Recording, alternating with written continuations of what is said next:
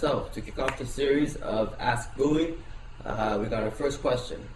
First question comes from Daniel from, it was Greenville, North Carolina, and he asks, So Booey, I know that there's a lot of basic photo editing programs, but is there something that can replace CS5? well, Daniel, yes there is. Thank you for your question and donation. Later. Hey, Dan. I'm sorry, I don't even know why I did that.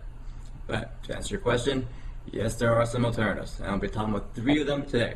But first, for those of you who don't know what CS5 is, it stands for Adobe Creative Suite 5. And as the name suggests, it's a suite of, I'm going to say, creative programs to help you be creative. And that has stuff to do with video editing, graphics editing, audio production. It's a bunch of crap. The only downfall is it costs a shitload of money.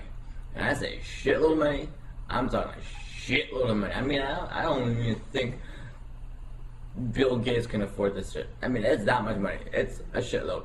So, it's always great to go find alternatives to stuff that costs a shitload of money. So, I'll be talking about 3 alternatives today that are free. Now, Daniel asked for an alternative to a image editing application within the suite. So what I'm assuming he's asking for is an alternative to Photoshop. So that's exactly what I'll be talking about. I'll leave everything else in the suite out of this. So here we go. Okay, so the first alternative is one I just found. It's a web-based photo editing site, I would say.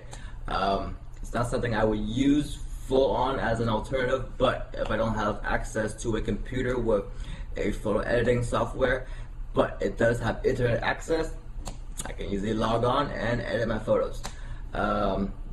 It's not as powerful as Photoshop, but it's there and it does the job. The site is pixlr.com. I don't even know how I would pronounce it. pixlr.com.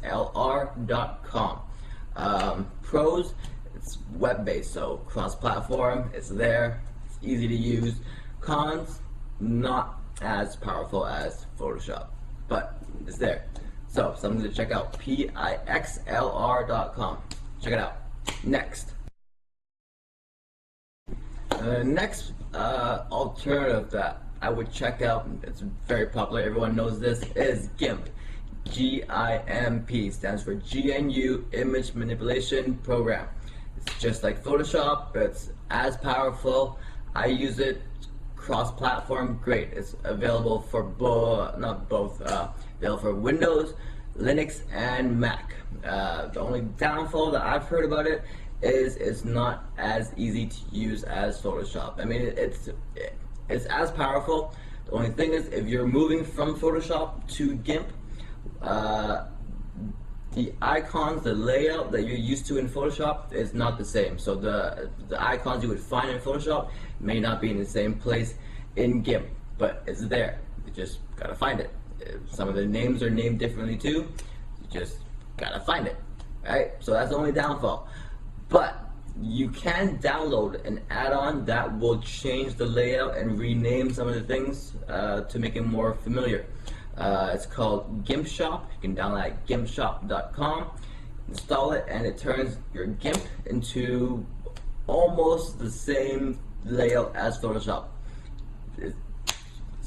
That's what it stands for. GIMP Shop changes the GIMP to Photoshop.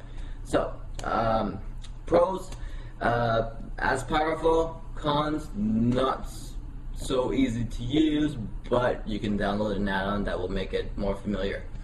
Next. The next alternative is paint.net. I'd definitely check it out. The only problem is it's only for Windows. You can't use it if you're running Linux or Mac. It's only for Windows. Runs off the .net framework, so if you don't have that, it will install it or it'll make you install it. From what I've heard, I haven't tried it because I'm running Linux. From what I heard, is it's super easy to use. The layout's there. It's like if you want to find something, it's like you know exactly where it is. It's innate. You just know where it is. I don't know. So easy to use, from also what I've heard, not quite as powerful, but powerful enough for you to do all the shit you want to do. Something for you to definitely check out. So, just finished editing the video. Just quickly slapped all the clips together, and let me tell you, a lot more hard work than I thought this was going to be. There was a lot of procrastinating going on, and it just took me a long time to do. So, I figure I make a recap video at the end of the video, so this is what I'm doing right now. So, number one, PIXLR, it's a web-based photo editor. Pros, it's web-based, easy to access.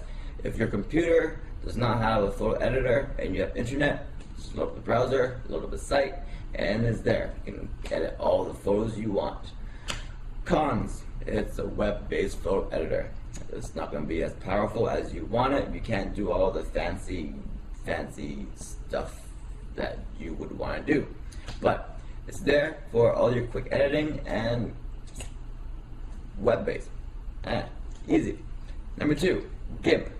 GIMP, GNU Image Manipulation Program. Pros, powerful. It's just as powerful as Photoshop, if not more. It's cross-platform, Windows, Linux, and Mac. Cons, it's not so easy to use. The layout isn't as intuitive. If you're moving from Photoshop over to GIMP, the layout that you're used to in Photoshop won't be there. The icons, menus, options are different, but they're all there. You gotta look for it. There is an add-on that you can get that will change the layout to what you're more familiar with in Photoshop. That's called GIMP Shop. You can get that at gimpshop.com. The other con is the name sucks. GIMP. Man, most of the people out there don't even know what the hell it stands for. So, that's that. GIMP. Number three, Paint.net. Pros. Powerful, easy to use, lightweight. It doesn't take up as much memory, it doesn't hog up anything. It's almost as powerful as Photoshop, but not quite. Cons. It's only for Windows. It runs off the .NET framework. If you don't have it, it's going to install it. So that's that. It's not cross. You're gonna need Windows, right? But if you have Windows, you want to check it out, is there. Almost as powerful, easy to use, intuitive menus. That's that. So recap: 1, PIXLR; 2, GIMP; 3, Paint.net. And that's that. I want to thank you, Daniel, for sending your question and donation. And this concludes the first episode, or first video of the series for AskBooey. Let me know what you think. Leave a comment. Let me know how I did. Did I do well? What can I do to improve? Yada yada yada. Let me know. That's that. I look forward to all your questions and comments and all that. Till then, see you guys later. Yeah, I know.